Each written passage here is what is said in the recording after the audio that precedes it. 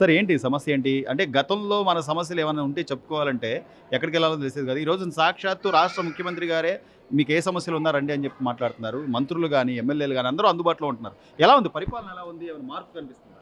అద్భుతంగా ఉందండి. బ్రహ్మాండంగా ఉంది. గతంలో వాళ్ళ పార్టీ వాళ్ళకి, వాళ్ళ కార్యకర్తలకి, వాళ్ళ నాయకులకి కూడా అపాయింట్మెంట్ లేని పరిస్థితి నుంచి ఇవాళ కామన్ మ్యాన్‌కి, ఒక సామాన్యుడికి, అతి సామాన్యుడికి, ఎక్కడ తర్వాత రాజకీయాలతో సంబంధం లేనోళ్ళు కూడా చంద్రబాబు గారి దగ్గరికి, అంటే ముఖ్యమంత్రి గారి దగ్గరికి వచ్చి అర్జీలు ఇచ్చేటటువంటి సంస్కృతి తీసుకొచ్చినందుకు ముఖ్యంగా చంద్రబాబు గారికి ధన్యవాదాలు తెలియజేసుకుంటున్నాం. అదేవిధంగా సార్‌కి కూడా మేము ఒక విషయం, ఒక విన్నపం ఏందంటే, వాళ్ళ గవర్నమెంట్‌లో 2019 నుంచి 2024 మధ్యలో ఎక్కువ మంది వైసీపీ వాళ్ళకే చేసుకున్నారు. సీఎం రిలీఫ్ ఫండ్లు కానీ, ఎల్ఓసీలు కానీ, హాస్పిటల్ కానీ. ఆ రోజు తెలుగుదేశం కార్యకర్తలకు కానీ, తెలుగుదేశంలో యాక్టివ్గా ఉన్న వాళ్ళకి కానీ, వీళ్ళు తెలుగుదేశం పార్టీ వాళ్ళు అనుకుంటే వాళ్ళకి ఇవ్వకుండా, సానుభూతి పరులను ఇవ్వకుండా, ఒకవేళ ఆ రోజు కంటి తుడుపు చర్య కోసం తీసుకొని మళ్ళీ పక్కన పడేసి ఇవాళకి కూడా దిక్కుమొక్కులేని పరిస్థితి అయిపోయింది. అవన్నీ చాలామంది ఆర్థికంగా చితికిపోయి ఉన్నారు. మీరు వచ్చిన తర్వాత ఈ 2024 జూన్ నుంచి వస్తే తీసుకున్నారు, మొదట తీసుకుంటున్నారు, బాగుంది. అదేవిధంగా 2019 నుంచి 24 మధ్యలో కూడా ఈ తెలుగుదేశం పార్టీ తరపున ఉన్నటువంటి కార్యకర్తలే కానీ, నాయకులే కానీ ఆర్థికంగా చితికిపోయినారు, హాస్పిటల్ పాలైపోయినారు. వాళ్ళ కోసం మేము గ్రామాల్లో నాయకత్వం చేసేవాళ్ళం. అందరం మేము ఆ రోజు మాట ఇచ్చాం అందరికీ. రేపు చంద్రబాబు గారు వచ్చాగానే మీకు ఇప్పిస్తామని మాట ఇచ్చాం. ఇవాళ జగ్గేపేట కాన్స్టిట్యున్సీ అండి. చివరి గ్రామం వస్తే కనుక గోళముడి గ్రామం అండి, నందిగాం మండలం దగ్గరగా కలుస్తున్నారండి. ఎమ్మెల్యే గారు లెటర్ తీసుకున్నాం, మా జగ్గేపేట ఎమ్మెల్యే గారు కానీ, తర్వాత ఇక్కడ వచ్చేసరికి తంగిరాల సౌమ్య గారు కానీ, ఇద్దరు కూడా పాతవాడికి కూడా లెటర్లు ఇస్తున్నారు. కానీ ఆ లెటర్లు ఇక్కడ అర్జీ రూపంగా ఇస్తున్నారు. చంద్రబాబు గారు తీసుకొని రాస్తేనే ఇస్తానంటున్నారు. సీఎంఆర్ఎఫ్లో అన్నీ రాయాలంటే మరి ఆయన రాయలేడు. అన్ని ఇప్పుడు దగ్గరగా ఒక 2000 మంది దాకా ఉంటారు. ఈ 2000 మందికి రాయాలంటే రాయలేడు కదా. బాబు గారికి చెప్పడానికి వచ్చామండి. ఎందుకంటే చాలా అప్లికేషన్లు ఇక్కడ నుంచి వెళ్తానండి, వెళ్ళినవి బాబు గారు సంతకం పెట్టినవి తీసుకొని పై పేషి నుంచి కిందకి పంపిస్తున్నారు సీఎంఆర్ఎఫ్కి. కానీ బాబు గారు సంతకం పెట్టని అర్జీ తీసుకుంటున్నారు బాబు గారు ఇక్కడ చేతిలోకి. సరే ఎలా ఉందంటారు? గత 4-5 నెలలుగా చూస్తున్నాం చంద్రబాబు నాయుడు గారి పరిపాలన. అంటే గతంలో ఏదైనా సమస్య ఉంటే ఎవరికి చెప్పుకోవాలో తెలియదు, కనీసం స్థానిక నాయకులకు కూడా చెప్పుకోవడానికి అవకాశం ఉండేది కాదు. ఈరోజు నేరుగా సీఎం గారి దృష్టికే మనం సమస్య తీసుకెళ్లే పరిస్థితి. జగన్మోహన్ రెడ్డి గారి గవర్నమెంట్లో వాళ్ళ మంత్రులకి, ఎమ్మెల్యేలకి, ఎంపీలకే లేదు కలిసేదానికి. ఇక్కడ తెలుగుదేశం పాలనలో చంద్రబాబు గారి నాయకత్వంలో కూటమి ప్రభుత్వంలో ఈనాడు ఒక చంద్రబాబు నాయుడు గారు కానీ, నారా లోకేష్ గారు కానీ, అదేవిధంగా పవన్ కళ్యాణ్ కానీ, వీళ్ళందరూ కూడా చాలా ప్రజలకు అందుబాటులో ఉన్నారు. ఈ రోజున ఈనాడు ఇది 6వ నెల ఈ ప్రభుత్వం వచ్చి, చాలా సంతోషంగా ఉన్నారు ప్రజలు. అంతేకాదు ఇవాళ ఏ చిన్న సమస్య ఉన్నా సరే, రైతులు కావచ్చు, పేదవాడు కావచ్చు, లేకపోతే పెన్షన్ లేకపోయినా, లేదు ఇంకేదైనా హాస్పిటల్ ఇది ఉన్నా, అనేకమైనటువంటి సమస్యలు, వివాదాలు, ఇంతకుముందు పరిష్కారం కాని వివాదాలు ఉన్నా సరే, పొలం సమస్యలు ఉన్నా, ఇలాంటి ఏదున్నా కూడా ఈ రోజున ప్రభుత్వం ప్రతి అప్లికేషన్ తీసుకుంటా ఉన్నాడు. చంద్రబాబు నాయుడు గారు కానీ, మంత్రులు కానీ, లోకేష్ గారు కానీ, పవన్ కళ్యాణ్ కానీ, అన్నీ కూడా పరిష్కారం అవుతున్నాయి, మ్యాక్సిమం పరిష్కారం అవుతున్నాయి. కాబట్టే అందరూ ఇవాళ ప్రజా దర్బారు పెడుతున్నారు. అక్కడ నియోజకవర్గాల్లో పరిష్కారం కానీ కొన్ని ముఖ్యమంత్రి గారి నోటీస్కి వస్తున్నాయి, కొన్ని మంత్రుల నోటీస్కి వస్తున్నాయి.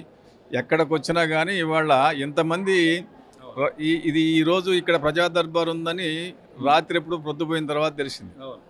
అయినా కానీ ఇప్పటికే దాదాపు 700 మంది 800 మంది వచ్చారు. అందువల్ల ఇది ఎంతో మరి, ఎందుకంటే ఇప్పుడు ఈ 6 నెలల కాలం అనేక సార్లు ప్రజా దర్బార్ నిర్వహించారు. ఈ ప్రజా దర్బార్లో ఖచ్చితంగా సమస్యలు పరిష్కారం అవుతున్నాయి. ఏదైనా కొద్దిగా పరిష్కారం కానీ అంటే అవసరమైతే మళ్ళా వాటిని షార్ట్ అవుట్ చేస్తున్నారు, పరిష్కారం చేస్తున్నారు. సో ఇదంతా ఒక పక్క అయితే, ఈ రోజున అమరావతి రాజధానికి సంబంధించి డెవలప్మెంట్ విషయం కానివ్వండి, రైల్వే జోన్ అని కానివ్వండి, లేదా నిన్న చూసాం మనం విశాఖలో ఆల్రెడీ మన మెట్రో కారిడార్కి సంబంధించి నిధులు విడుదల చేయడం కానివ్వండి. మరి ఇదంతా ఈ గత 5 ఏళ్లలో ఏమి చేయకుండా నాకు సన్మానం చేయాల్సింది మీరు నన్ను అంటున్నారని చెప్పి జగన్మోహన్ రెడ్డి గారు మాట్లాడారు. అది ఆయనకి మతి తప్పింది, మతిపోయి మాట్లాడుతున్నాడు. ఆయన ఇంకా ఏదో భ్రమల్లో ఉన్నాడు, ఆయన్ని ప్రజలు మర్చిపోతున్నారని చెప్పి ఏదో ఒక రకమైనటువంటి ఏది మాటలు ఏది పిల్లలు మాట్లాడినట్టుగా మాట్లాడుకుంటున్నాడు ఆయన. ఇది ఇవాళ గత ఈ 4-5 నెలల్లో అర్థమవుతుంది ప్రజలకు కూడా. అంతేకాదు చాలా వేగవంతంగా అభివృద్ధి జరుగుద్ది.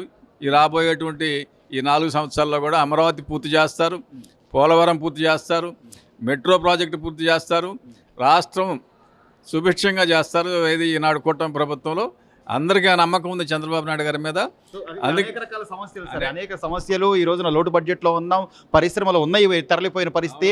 ఈ నేపథ్యంలో చంద్రబాబు నాయుడు గారు ఏదైతే చెప్పారో సూపర్ 6 పథకాలు ఒక్కొక్కటి చేసుకుంటూ వస్తున్నారు, అన్నీ చేయగలరు. అదండి సూపర్ 6 పథకం కూడా వరుసగా నెలకొకటి కంటిన్యూ చేస్తారండి.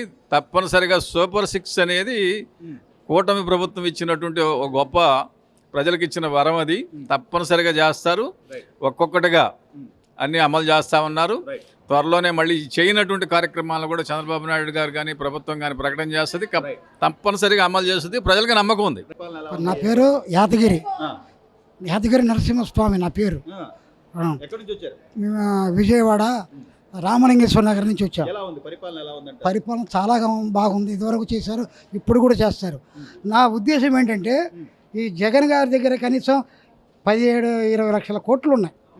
క్యాష్ కానీ ఏది కానీ అవి కానీ అండర్ గ్రౌండ్లో దాచిపెట్టినవన్నీ బయటికి తీయాలి. ఎమ్మెల్యేలు మనం మోసం చేసిన డబ్బంతా తీయాలా.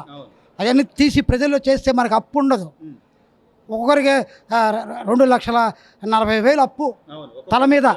జగన్మోహన్ రెడ్డి గారి మీద ఉన్నటువంటి ఆర్థిక నేరాలు పక్కన పెడితే విదేశాల్లో సైతం సుమారు 1750 కోట్లు ఆయన ఏదో స్కామ్ చేశాడని చెప్పి ఆయన మీద కూడా ఆల్రెడీ వస్తున్నాయి. దానికి సంబంధించి ఆధారాలు ఉండాలి. మనం చట్టపరంగానే కదా బాబాయ్ చర్యలు వాళ్ళు చట్టపరంగానే చేస్తున్నారు కదా. చేస్తేనే మనం చెప్తేనేమో మనమే ఎగురుతున్నాడు. మీరే చేస్తున్నారు, మీరే ఉసుగొలిపారు, మీరే అక్కడికి వెళ్ళి ఈ రిపోర్ట్లు ఇచ్చారు. ఈ సన్నాసి నా కొడుకండి వాడు. వాడి మీద నేను ఎన్నో పోస్టులు పెట్టాను, నన్ను జైల్లో కూడా వేశాడు. జగన్ అంటే అంతకుముందు తిడుతున్నావా పొగుడుతున్నావా అని పోలీసులు పట్టుకుని కొట్టారు. జగన్ అనకూడదు, పేరు ఎత్తకూడదు. ఏ చేసినా కూడా తప్పు చేసినా కూడా అతని దగ్గర ఎక్కడ డబ్బులు ఉన్నాయో ఉన్నాయో అన్నీ తీసుకోవాలా. చట్టపరంగా పైన అడ్డగోలుగా మన ముఖ్యమంత్రి గారు చెడ్డ పేరు వచ్చినా సరే ఆంధ్రప్రదేశ్ని బాగు చేయాలనుకుంటే వాళ్ళని అదే చిన్నోడి దగ్గర నుంచి పెద్దోడి దగ్గర నుంచి పెద్దిరెడ్డి గారి ఇద్దిరెడ్డి కాదు, ఇప్పుడు రోజా కానీ వీడు కానీ ఉండటానికి ఒక ఇల్లు తిండి తినడానికి ఒక 4-5 కోట్లు ఉంచేసి మిగతా అన్ని ప్రజా సంక్షేమం ఖర్చు పెట్టి ఇప్పుడు అప్పులు ఎట్లున్నాయో ఆ ఇల్లు తీస్తే చంద్రబాబుకి సమస్య కాదు.